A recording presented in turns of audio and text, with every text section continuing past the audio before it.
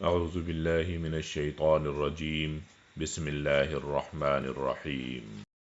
وما محمد الا رسول قد خلت من قبله الرسل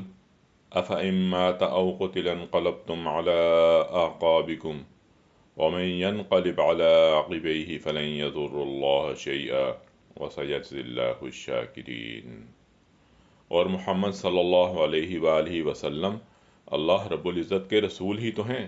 ان سے پہلے بھی بہت سے رسول گزر چکے، بھلا اگر ان کا انتقال ہو جائے یا انہیں شہید کر دیا جائے تو کیا تم الٹے پاؤں پھر جاؤ گے؟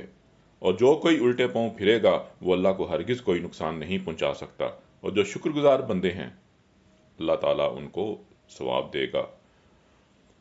جب نبی صلی اللہ علیہ وآلہ وسلم کی شہادت کی خبر مشہور ہوئی تو اکثر صحابہ کی ہمتیں چھوٹ گئیں۔ اس حالت میں منافقین نے جو مسلمانوں کے ساتھ ہی لگے ہوئے تھے کہنا شروع کیا کہ چلو عبداللہ بن ابی کے پاس چلیں تاکہ وہ ہمارے لیے ابو سفیان سے امان لے دے، اور بعد میں یہاں تک کہہ ڈالا کہ اگر محمد صلی اللہ علیہ وآلہ وسلم اللہ کے رسول ہوتے تو کیسے قتل ہوتے؟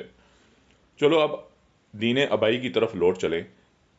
انہی باتوں کے جواب میں ارشاد ہو رہا ہے کہ اگر تمہاری حق پرستی محض محمد صلی اللہ علیہ وآلہ وسلم کی شخصیت سے وابستہ ہے اور تمہارا اسلام ایسا سست بنیاد ہے کہ محمد صلی اللہ علیہ وآلہ وسلم کے دنیا سے رخصت ہوتے ہی تم اسی کفر کی حالت میں چلے جاؤ گے جس سے نکل کر آئے تھے،